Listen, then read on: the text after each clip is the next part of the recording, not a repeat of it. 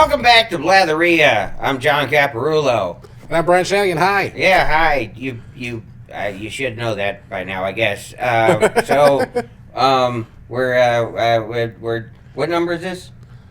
18. All right, 18. 18. Well, Yeah. this is special. We're now legal. We're coming to you back again from my house. We got a late start tonight. Sorry, I had to change a cat's diaper. So there's that. I'm the designated poop guy at our house. So anytime there's some sort of crap cleanup, on an animal. I got to, and me. I mean, it's such a they even make me do my own ass. But so yeah. Anyway, our youngest cat. Actually, let me grab him. We have a debate over. Jamie calls him Monster, and me and Madden call him Little Dude, and I just get him. He's very fluffy and fuzzy. Yes. And so a cat that's fluffy and fuzzy just can't have the amount of diarrhea that he seems to have on a consistent basis, because it's not going to clear the fluff. And I mean, he's too cute to have crap all over. I'll go get him. Just talk amongst yourselves. We're bringing in the cat. This is what we're doing for the clicks. You still kind of. There's still some funk. Some Yeah, funky. you still little funky. stink, dude. You still stink. Now we're gonna have to take a shower together again. I'm not happy about this at all. So we had to do that last week. We had to take a shower and see how it lasted a few days. Anyway, so was that a mistake, Cap? Are you regretting that cat pickup right now? I'm just, it's not. Can you not sit on my phone?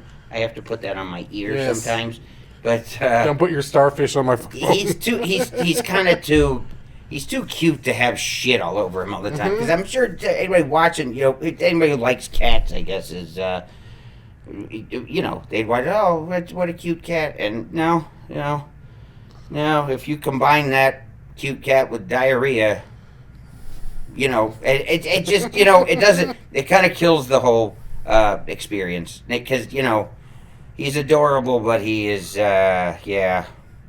That stink gets trapped in there. Can you not mess with cables too, dude? Come on, cable dog, cable cat. Anyway, so so that's what you've been dealing with. That's right. I've been cleaning up cat shit off the cat's ass, and no, go away, don't do that. You can come up here again. I guess I'll fucking smell you, but I don't want you messing with cables. So that's where I'm at. That's where my life is cleaning shit again. How are you? Good. Just had a good set at Wise Guys. So we had a great show last night. I thought it was a good show. Yeah, I mean, we had a lot of people there. It was a good show. Yeah, we've had it good was a hot shows crowd lately at Kimmel's. It's been good. It's been unbelievably hot in Vegas. I don't know if it's like this all over the country. It's just, obviously Vegas is, when it comes to heat, is the crotch of the country. I don't know. Honestly, it's hot. We're not the hottest. We're not. No, Arizona is blowing us away. Even Texas and stuff. Like, we're actually pretty moderate right now. Like, I wouldn't consider us moderate. No, okay, but because it's still SoCal, outside. It's still. Okay, if they're set to broil, we're still on defrost. Yes. Okay, it's still pretty fucking hot here. We're still on we're past warm. Man, we're definitely not at We're cooking a French bread pizza. We're past that's what I'm saying. reheat. Yeah. All right. Well, enough oven jokes, and we're so anyway. Yeah, that's But Wise Guys tonight was hot. It was like that open mic is just. But they were sold out last night at an open mic. And then tonight it was a hot crowd. It's just, I feel like a lot of the comedians panic when there's a good crowd. Well, I think it's natural to. Yeah, well, because they're like, oh, I wanted to work on this joke. Now I should do something good. Well, because a lot of times, especially when you go in in a situation like, okay, it's Wednesday night, so it's still, it's almost like going, it's like, as a comic, it's almost like the idea of like going to the gym or something where you just have this sort of like, well, I just want to go get my reps in or go get, to work some stuff out. But, so you almost have this idea when you're headed there, especially on a Wednesday night, that it's just going to be like, it's just going to be a nice, quiet little affair, just a few people, not really, a whole lot of, I guess not a whole lot of pressure, and it's, I always say, like, it's not like a show, it's a support group. It really is. It feels more like a workshop atmosphere instead of like a big show. And I mean, and that, I've learned that over the years, that it's not just, that can really, that goes throughout, like really the generations, or no matter how long you've been in comedy.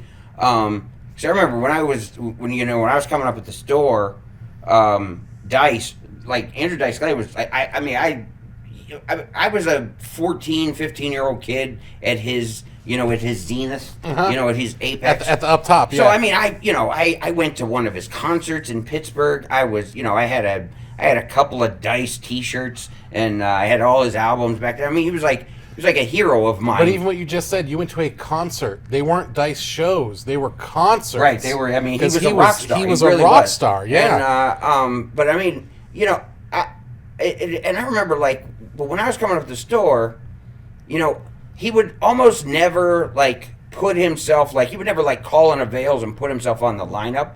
And you always think, well, he probably just wants to come in and work out or whatever. But it really was. After I talked to him, because I went, we went and did like this benefit show together in El Paso, and he was telling me how, like, he didn't like putting his name up like on the marquee or anything like that, because he didn't want everybody coming in all just, all his fans every time. Like, it's great. He goes on the road and does his shows. Of course, yeah, he wants all his fans to come to those shows and yell for Dice and want the whole the whole routine with the leather jacket, and the Dice experience. But he would come in just basically in a sweatshirt, workout clothes, basically, and he would just come in to work out, and he didn't want anybody knowing ahead of time that he was going to come in and do that, because he told me, I mean, it was amazing. Like, he talked to me about that when he did the Rose Bowl, when he did the fucking Rose Bowl opening for Guns N' Roses, and he's like, I went to that concert. He's like, it kind of broke something for me. Like, cause he's like, it's just too many people to do comedy. Like, it really did freak him out to the point where he was like, I think he was basically saying, like, he didn't want to see that many people again in front of him. Like, it was just too many to be up there with a mic as a stand-up. It really is too many. And, but, he talked about how, and I was like, how'd you get through that? And he's just like, I basically just made the first two rows. I just treated them like they were, the OR at the store. Like, basically they were, these were my friends. Everybody else back there, I didn't even think about shit. Yeah. But, like, so back to just, when there's a big crowd, when it's a sellout, like tonight, where you're just like, what the hell is this? It can, it kind of throws off what you were expecting as a comic, and especially if you're an open mic comic, or a comic who's still trying to, well, we're all still trying to, build ourselves, try to get to somewhere, I guess, but you're happy with like 7 to 10, right? Like, right. You're hoping to get to, like, you're happy to see, the room like half full. Yeah. That's great. Where you're just like, okay, this is cool. This is where it's enough for laughs, but it's not enough to be like, man, if I go a good 30 seconds here with a setup or something like that, don't get any laughs, it's, the who cares guy is going to show up. Like the guy that I talked about on my first open mic, that's like, you're just, it's too much like, like, man, I have to kill tonight because the room's packed and you have to deliver. It's not good enough to just, go up and go, yeah, I'm just fucking around, just working out, just doing, some new stuff. Just having a cat fuck with the backdrop. It's all right. But it's good that he has shit on his paws too. Still, that he's grabbing at that too. So it's a fun way to live that I don't recommend everybody. So that's where I'm at. But yeah, but because of that, like, people they always have good sets. They were like, they couldn't find it. Well, yeah, I mean, it you never know with. sometimes like when we have like the bigger crowds, on the strip, it's like that too, where it almost feels like I don't know, it's a weird sort of like and sometimes like because you'll have a show like that where you feel like, man, I couldn't find that sort of like the right note or like I couldn't get my steps down to get off at the right start, and then it just fucks up your whole rhythm through the whole thing, and especially when there's a big crowd, you almost feel like you don't feel like you have that build up time. Sometimes and it just, the runway. You don't have that runway to get them on your side. It's just like sometimes where so with a bigger crowd, it just does feel like sometimes that there's more pressure, and it can just if things don't go well from the start, it can all fall apart. But that's not. You have to learn how to adapt to that, I guess, because it really is. But you see it start happening in the room. I was sitting there watching it, where it's like all of a sudden it went from everybody seeing themselves to them starting to seat people, and the comics start like going like, oh my God, there's a lot of people here. You start hearing that murmur of like, should I do the new shit or should I do what I wanted to work on? At the end of the day, it should be what you want, though. Yeah, you want. Because every time I went and changed my set for like the audience, I felt, I got a kill here. I did shitty. And it's like, just go, like, because you already have what you had in your head. Just go work on that, and like that's I did. I worked on it, and like my set went killer. And like I said, it was the first the dude at the door. He was like, man, I knew when you went on stage because they you could hear them. They went loud because the first 6 comics they couldn't get them. Yeah. They tried and tried and tried. The first couple people, like I said, they just had a rough time. And we had like 20 pop-in guests, and these are people that headline stuff, and they couldn't get it going either. It was just everybody was just thrown off by it not being 10 people. Yeah. I mean, it's and like I said, I understand that. I understand that feeling, and I've had that feeling before. Where it's just like, man, I don't need this shit. It's like I don't need this kind of pressure. I was just coming here to fuck around, but but still, you just kind of have to figure out how to adapt to that and just go, hey, man, this is the way you should want it. You should want to have a bunch of. You should want the place packed. You should want to go up there and rip it, and I mean, it just is what it is. You just gotta, Well, and I feel like that's the best crowd to do your workout on, where you should try your new stuff. You should try that stuff. That's where it's like, I can really know if it works or not. Because the thing is, you have to remember too. I mean, whether they're, I guess it's the same if you have a room that's really empty, or and there's only 8 people there, or if you have a room that is packed like that. Either situation is not exactly comfortable for an audience. No, you're right. I mean, because if they're the only ones there, there's a lot of pressure on them then, because they're like, oh God, they're going to be talking directly at us. They're probably going to ask us questions, and then at the same time, it's like if it's packed. I mean, it's packed. It's hotter. It's just more chaotic, and so if they're going to stay in that situation or in the situation with. Then they really want to. They're really hoping to laugh and to see some some good comedy. So you got to remember in that situation that it's I either one of those situations is probably going to be a crowd with a pretty positive attitude, and man, you just because they still came to laugh. Yeah, that's really and I think that's what a lot of people forget is like it's not a corporate event. Where it's like they don't necessarily know. They came here with the intent to laugh. Yeah. And I think a lot of times it's like you just got to let them. Yeah, they don't have to be there, right? Yeah, you just got to let them laugh. It's like, hey, I'm going to do my stuff, and, they like it or they don't, but I'm going to let them laugh. And I feel like a lot of people, were just puckered up because they're like, oh, it's like I got to do good. And it's like, no, just do your workout. Right. Just do your workout. But no, it was good, and man, we got another Kimmels tomorrow, so we got shows all week. So it's we're gonna be seeing each other soon again. So what do we got this week? Day. Right. Well, Cap, we're gonna jump into the stories. So let's start with the first one. I'm gonna put up on the screen here. Dachshund race for the title of fastest wiener dog in the West.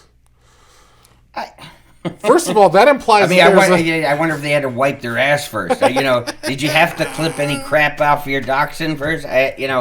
It's surprising. I guess dachshunds have become a really I guess they won the Wiener dog competition between them and Basset Hounds, because I'm a Basset Hound guy. Anybody who knows me knows I had a Basset Hound for a long time, Barney, and he died 5 years ago. But I still I still keep him alive in whatever comic books or sometimes on stage or whatever I refer to him like, because. But I think Dachshunds, I guess, are maybe just the more convenient version. They're smaller and they're, I think they're probably not as gross at times. But to show up, to have an actual organized race, where was this race? LA County Fair. The LA County Fair, yeah. Okay. And I have been to at least 5 of these races. Really? The Dachshund ones? Yeah. Really? Yeah, I love the Wiener dog races. Yeah. There was a place in Santa Monica where they do the turtle races, and they do turtles, and like a couple times a month they do dachshunds. Yeah. And it's like, but let me tell you, I would watch. Wait a minute, they do turtle races? Yeah. Yeah. Adults? Yes. They come. Yes. Really? Like, that okay, bar is it's a banging. funny idea to do it once. Okay, look, we had a turtle race, and but I mean, even halfway through that one race, doesn't anybody look at the other guy and go, all right, this isn't funny anymore, because this race is now 4 hours in, and they're halfway to the finish line. There's and I'm multiple bored. races. There's heats. There's a round robin. Like, it's a whole thing. You would think that people you would think that people had more shit to do, or at least stuff that, like, because I can't imagine, like, even if I signed up for, like, okay, let's say I got Barney in a fucking Basset Hound race. Which I would watch the shit out of it. We'd still get to that day, and I go, do you... Are you ready? It's not like Barney's getting up early going over it. Yeah, he's got stretching. his fucking headband on, like, waking me up like, hey, Dad, I thought we were going to go race today. Like, it's not... He doesn't care. And I would get to... I'd be like, yeah, that sounded funny when we talked about it, but I'm not actually going to go. I mean, and just to, I would watch those races, all those just floppy ears and just dogs, like, Basset Hound races would be awesome. I don't know that I even want to watch the video. I mean, because... These dogs, like, it's fast. I mean, is there bedding? Yeah, oh yeah. It's at the racetrack. So it's actually at like a dog racetrack. Yeah, like, well, where they do like a little thing, yeah, but it's still like, yeah, because they do. Well, they don't have a full track. Because they do the dog races and they do the pig races. Let's check the video. Fastest wiener in the West. Dozens of dachshunds lined up for the Wiener Schnitzel Wiener Nationals. This took place at the Los Alamitos racetrack in Cyprus. Our photojournalist Tim Blodgett took us there. Oh yeah, okay, that's a track there. Look at that. It's craziness tonight. We have the fastest wiener in the West contest. So fastest wiener in the West implies that there's a fastest wiener in the East also. Right, but he ain't shit. So insane. There's so many wiener dog people, and wiener dog people are just the best people. Oh, nope. Everybody's so supportive, and everybody's so happy that, to see that dog has signs. It's just one really big wiener dog family. You can tell some care, and some dogs are just like, whatever.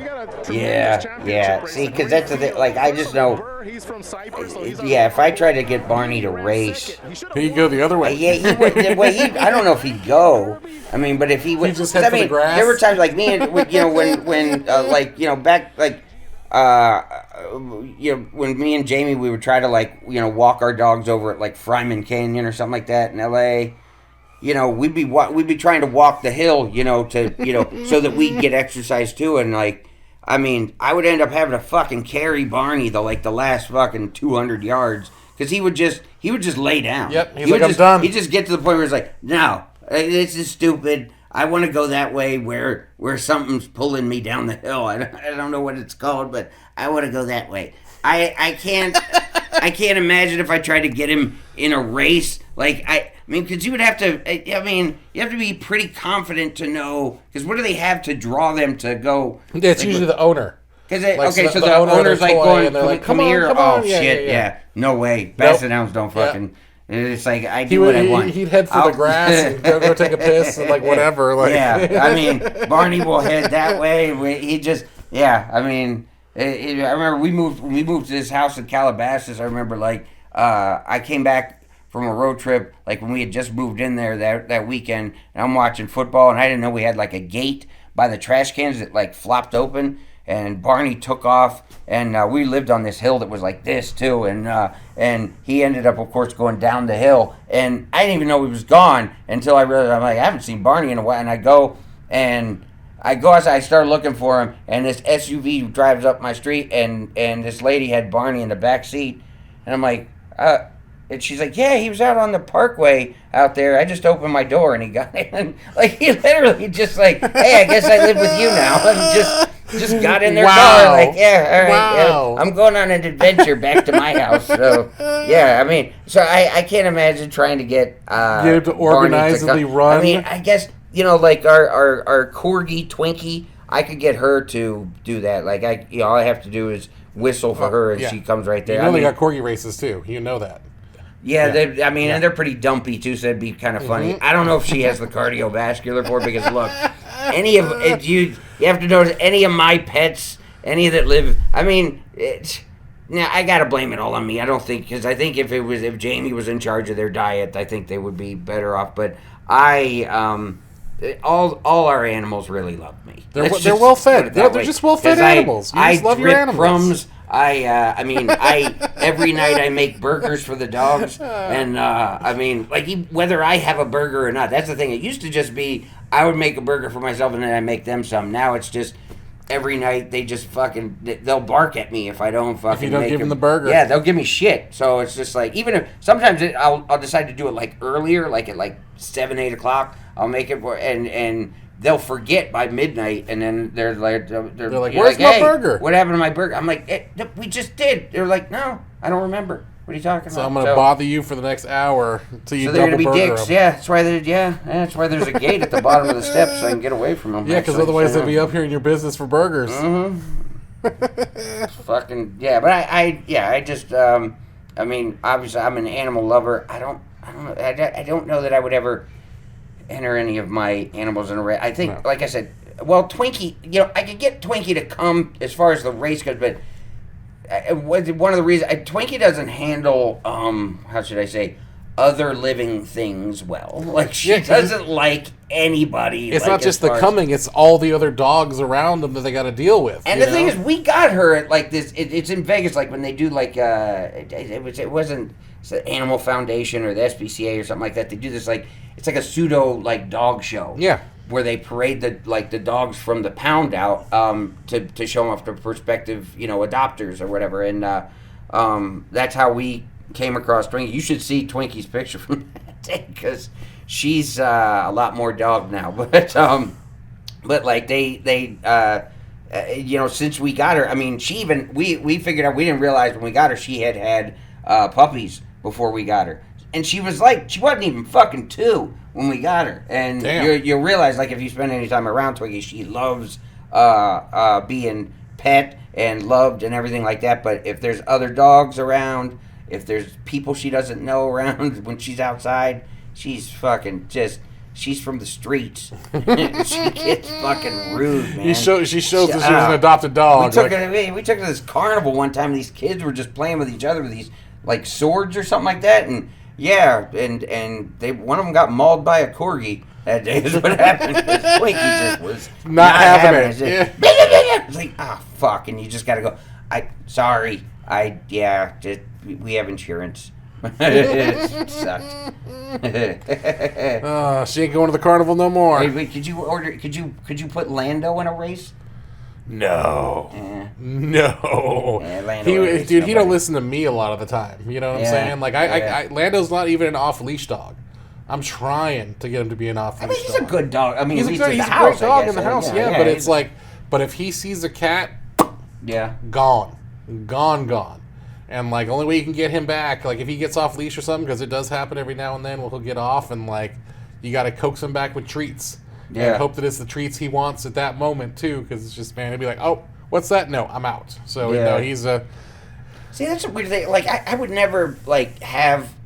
As I was, like, I guess, you know, just from, like, I guess, going from apartment to town... We lived in a townhouse in Studio City when we had Barney and Scobie. Well, I had Barney for a few years, and then when Jamie moved in with Scobie, but You know, like we'd always get pissed off at people not having their dogs on leashes and stuff like that, because you'd have your dog on a leash and then just this wild animal dog would just come over and pounce on them or something like that, and it's like, but you know, as a kid, I remember, my dog, when I was a kid, he lived to be almost 21.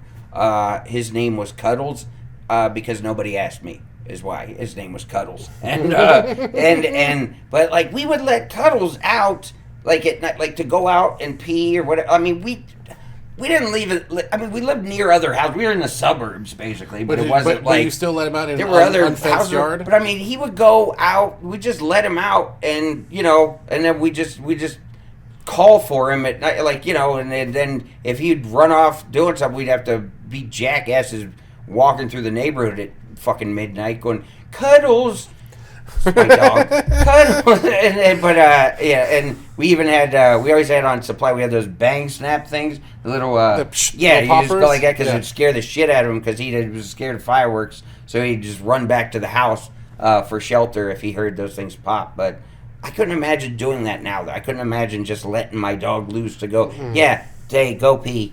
I'll see you in 10 minutes. Like, but we did when I was growing up. Like, I was just...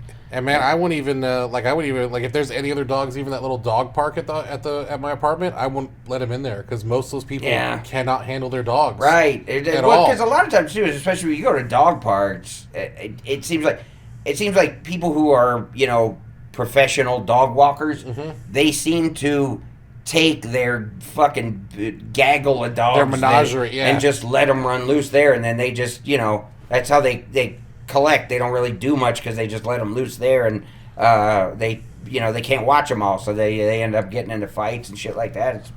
I've heard some horror stories from dog parks. So, and always like, oh, well, he's playing or whatever. And like I saw this one lady where like this dog just killed her Chihuahua, just chomped on her Chihuahua. That happened at one of the ones I went to. Like it was at Laurel and Mulholland. There was one like if you go and I remember it was like I used to go there like every few days with Barney or whatever, and like I just remember I went there one day and they were like, oh, it should have been yesterday it was crazy, somebody's like little dog, because they have the little dog area and the big dog area, but there's not much separating that besides like, you know, like a line. So it's nothing, maybe a little small fence, but still somehow nobody abides by it or whatever. And then it was like some big, you know, I don't know if it was a Rottweiler or Pit Bull or something, just tore somebody's little Chihuahua or Maltese up, and it's just like No, and you go there and there's the people like, oh, they're playing, and I'm like, you do not like. Will you call your dog back? Oh, they don't listen. I'm like, well, then they're not playing. They're not.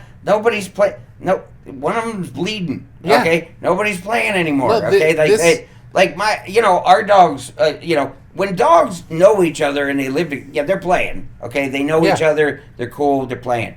But if they don't, they're not polite. No. And they're not like, they don't see a strange dog and go, oh, I bet he's cool. No, they don't. Like they take it as an affront, as a threat, and they where don't. Where are they in the pack? It's like you ain't one of us, so I'm gonna fuck you up. That's how dogs work. Like, but well, except Mo, one of our dogs, she's a big puss. But of course, our newest dog, Doughboy's fucking. He's afraid of Mouse the cat, so I don't know how much he'd be in a fight either. But still, generally though, dogs don't. They're not real social with until they get. They know them fine, but you know that has to be. That's a whole other situation. I try to go to the off the beaten path dog parks. You know what I'm saying? I don't want to go to because the one by me, Desert Breeze, is packed. Yeah, like, there's always and last time we went there was like when we had a problem. Because this lady's dog just kept bothering Lando. And Lando usually don't care. He's super chill, you know? And I'm like, and I said, will somebody please call their dog? Because my dog, you know, she just keeps messing with my dog and my dog's going to do something. She's like, no, it's fine. They're playing. I'm like, no, I'm telling you, lady, he keeps messing with my dog's going to do something. And sure enough, like that dog jumped on him and Lando just pivoted and just put that dog on the ground and just pinned that dog down. And the lady came over and was going to go kick my dog. And I like grabbed Lando. I'm like, lady, I told you to come call your dog. Like, you know, I told you that this was going to happen. And you're like, no, they're playing. And I'm like, and now your dog's on the ground, you're mad at my dog. I'm like, I don't know how much I have to tell you. And I was like, I just, that was my last. I'm like, I just can't come here. Yeah. Because it's just, there's so many people that just can't. If your dog does not come when you call, your dog's not trained enough to be in the dog park. Like, literally. Well, or if your dog's not point. one that's going to hurt anybody. But yeah, that's the thing. It's like, you okay, get look, what I'm saying. Because I'd take Barney to a dog park, and I knew, like, look, there's a picture back there. I'm going to go grab this for Grab it. Got that dog in you. No. Nah, player. All right, now I'm back. All right. Now, this picture, Jamie, she had this, I guess, it's a gift that she got for me. She made it was a Barney tribute picture, because this is one of my favorite Barney stories. It was before I ever met Jamie or anything like that, but Barney, like, it was when I lived in this townhouse in Studio. It's called Studio Villages, Studio City, and Barney, like, we were on one of our daily walks, and we're coming back through the complex, and like one of my neighbors had, like, I guess they had like a bird feeder or something like that off their like porch, and I don't think these were wild birds, because I never saw them anywhere otherwise, but I don't know if they were theirs or whatever. They were like little, like, I guess they would be finches or something like that. They were just like little tiny birds like this. It was smaller than a sparrow, like half the size of a sparrow. Anyway, these birds are all on this bird feeder, but there's one of the birds had like a broken wing or something, and or it was hurt that it couldn't fly anymore, and it was on the like sidewalk, and we were coming up on him. Barney was only maybe a year old, and we'd walk up to where this little bird is on the ground, and I kind of like tightened up on his leash, because I'm still like, he's a dog. Yep. There's a bird on the ground. I remember, Cuddles even would fucking kill stuff like that, and. But Barney walked up to this little bird and just went nose to nose with him, like in this picture, and just kept it moving. And it was like, it was at that point I realized, I was like, I think Barney might be Jesus. And he had this real, like, he just had this really, like, calm demeanor, and a really, like, he will get along with anybody sort of thing. So when I took him to the dog park, I wasn't worried that he didn't exactly come when I caught him, because he wasn't out of control. But you knew his demeanor. I knew I could always trust him. Like, he's not going to hurt anybody's animal or kid or anything like that. He's just, I know I could trust him. But, if your dog's not going to be, if you're at all concerned that your dog might hurt something or somebody. No, it's the same with Lando. I knew that Lando's chilled 90% of the time. He's a nice dog. He care. But I knew if this dog push him to the point, I mean, it's like I said. I told him. She made it a self-fulfilling prophecy, because I literally was like, "Lady, just get your dog. There's like 20 other dogs in the dog park, but your dog will not leave my one dog alone." Yeah. Like, something is going to happen here, and sure enough, it happened. And she was like mad, like it's my fault. I'm like, did you not hear me yelling in this dog park for you to get your dog? Like, we had a whole yelling conversation about this, and then you come all sideways and try to kick my dog? It's come on, lady. It's especially if you had the conversation, but it's like, I mean, it's. But yeah, Lando ain't racing. I know it's surprising, because people aren't usually fucking assholes like that, but especially dog people. Well, you don't say. You don't say. Yeah. Oh, Cap. Imagine how awful the cat park would be. That'd be fucking terrible. No, I can't get. I don't even like a cat cats cafe. They don't leave the house. I mean, at least, I take that back. Okay, a couple of our cats, like when they walk the dog at night or something like that, they will get in. They put them in, like, Madden will put them in the stroller. Two of them, like I guess our youngest two cats, little dude, the one we just had, and then Goody. They will, for whatever reason, they'll go ride in the stroller outside, but the rest of our cats are like, fuck that. No, I'm not. I don't need to know what's out there. Nope. I'm good. I'm fine in here. I'm fine in here. Like, when we moved, that was not fun. I had to get them in the car, especially Mouse and Boo Boo. They're the worst. Anyway. Did you bring them all in one trip? No. What? Okay, when we moved here, we only had 3 cats. Okay. So it wasn't two. I remember you told me about the whole shit in the car incident. We started accumulating cats, but we had We had Mouse and Boo Boo, and then no, wait, we had 4 cats. Wait, we had 4. Yeah, we had 4 cats. I think. No, we didn't. We had 3. Yeah, we had 3 because Madden and Jamie, when we finally got all that stuff over, they took the dogs and little Buddy, and they all came over here because little Buddy was a kitten, so it was like there's no problem. They don't have a choice. They're not gonna really protest. But Mouse and Boo Boo, I had to fucking lure them into a carrier, each one in a separate carrier, and then fucking every time Boo Boo gets put in a car, she shits the carrier, and it's not good. They make sounds that you never would hear otherwise. They get disturbing sounds, pissed off, yeah, and they're not happy about it. So I literally had to drive because it was like 25 minutes from where we used to live when we moved over here, and I had video of that somewhere. I'm trying to drive and I'm just hearing. Like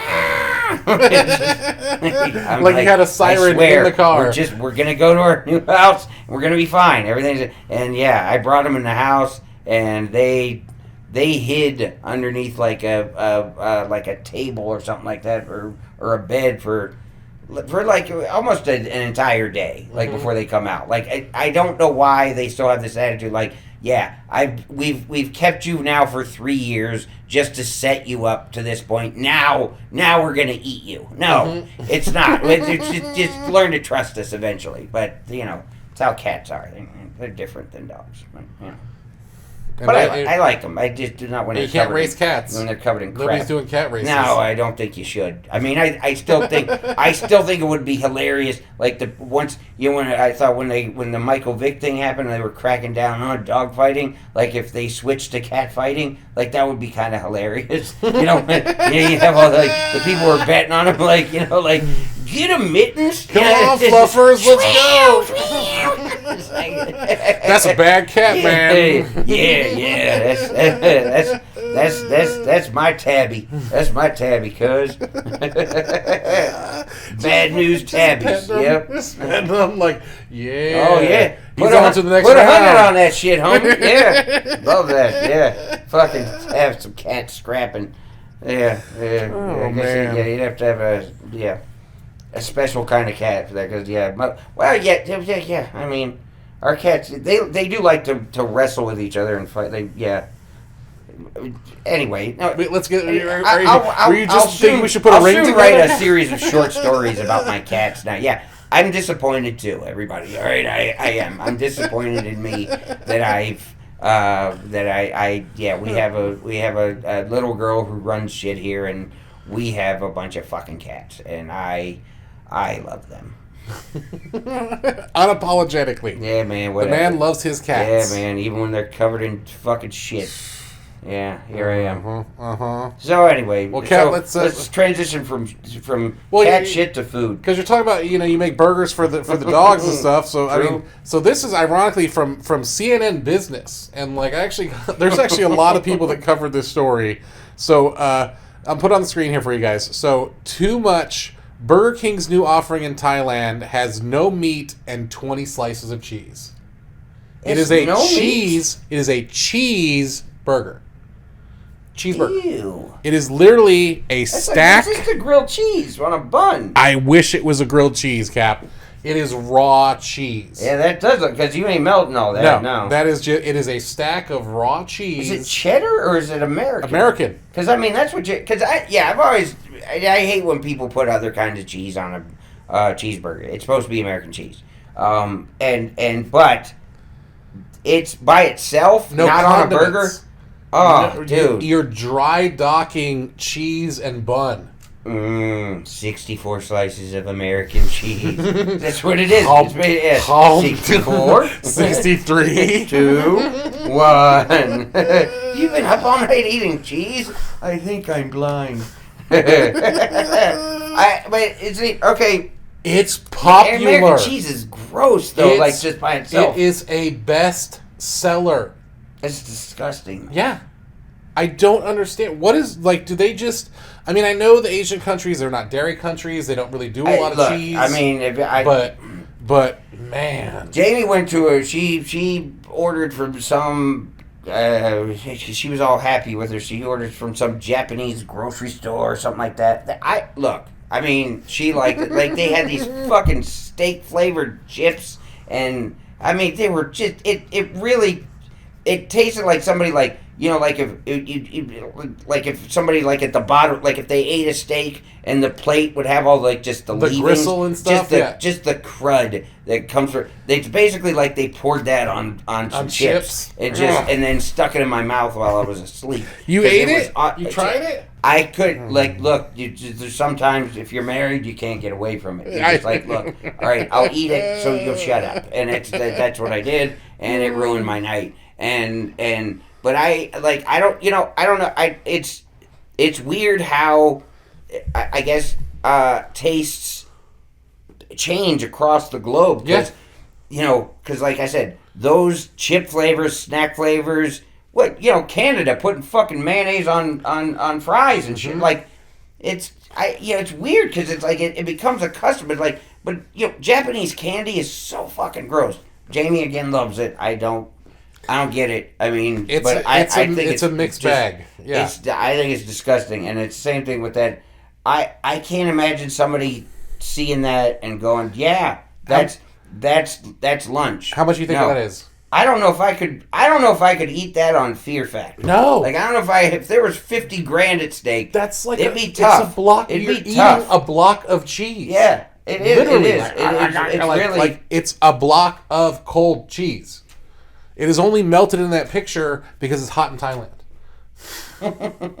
So it'd be hot here too. Well, it'd be a hit here. Yeah, just put it in the garage for a minute. How much do you think that is, Cap? How much does it cost? How much do you think that costs?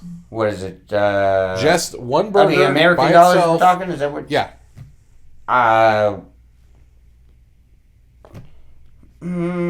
Considering today's what, $12? $11. And I mean, of course, I overshot. I mean, like, now, if they had it on the dollar menu, I wouldn't get it. So I don't. It's not something I would want. But $11. You can get a triple Whopper at this Thailand Burger King. And is nobody lactose intolerant over there? Like, is it? I mean, because that. Okay, if there was a burger hiding under all that, that would still be one that would be like, all right. Like, okay, if there's a really good cheeseburger, it's like if I had 10, I'm willing to handle it. Like, okay, look, I know there's gonna be fire in the hole later. I know I'm gonna have to scrape fucking clingers off the side of the bowl, but it's a good meal.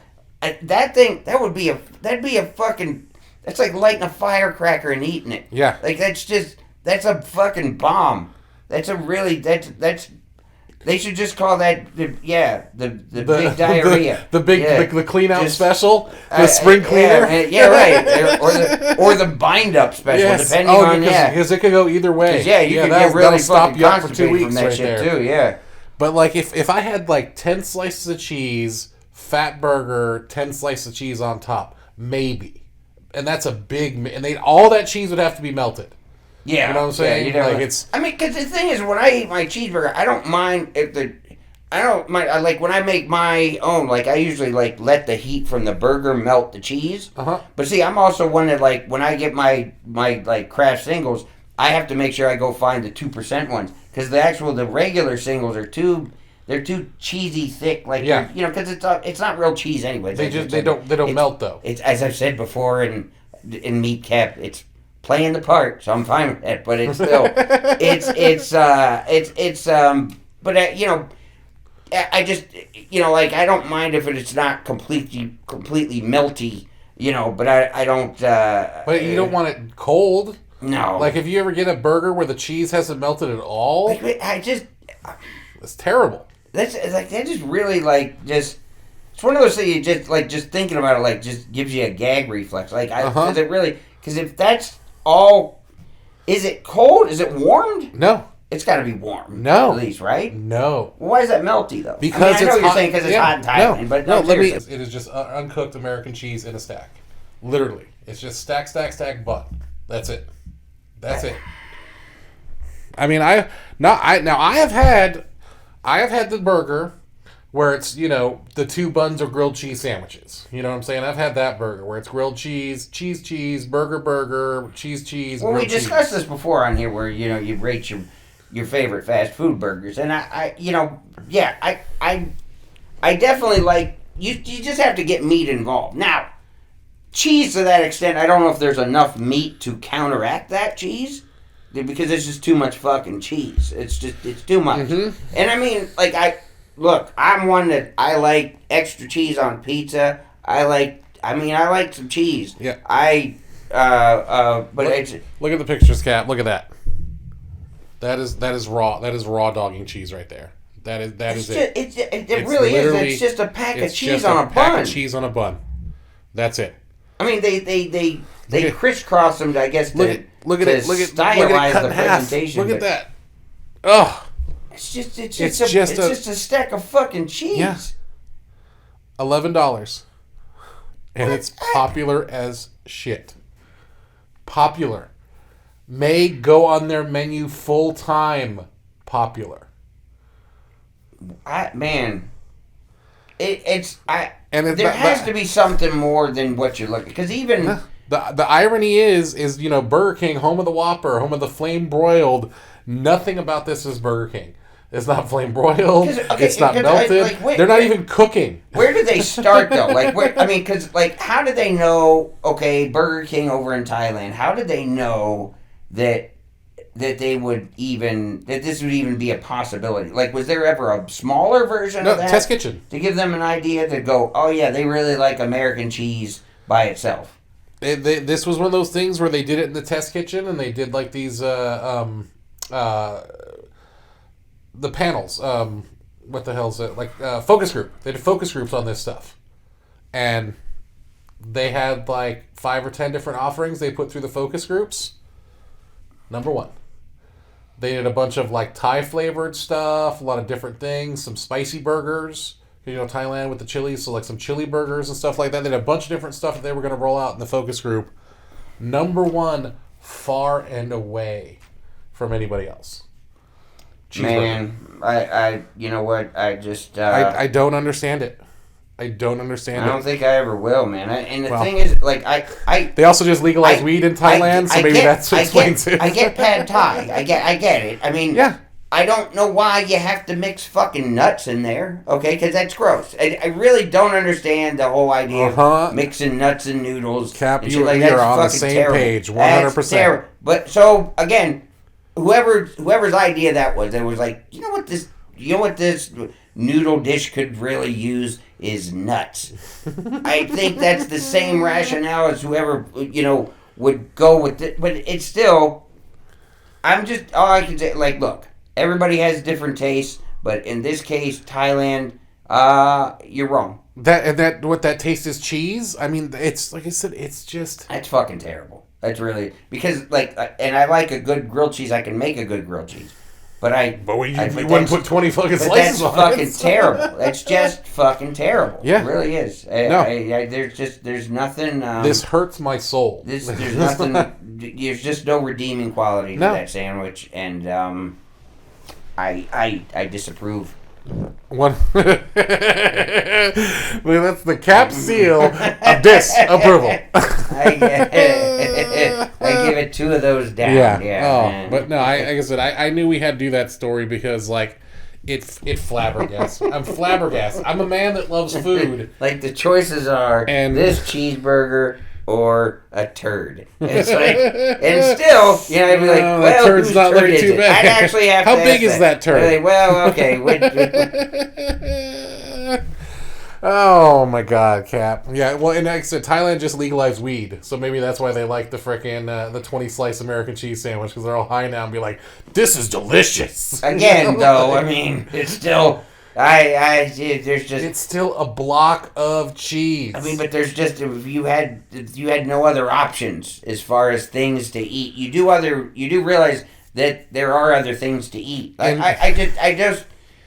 don't understand, like, why they wouldn't try to get a burger involved with that, since it's Burger King. I mean, yes. It is. I mean, there are burgers on the menu there. But and that's what blows my mind. It's flame broiled too. I mean, they think.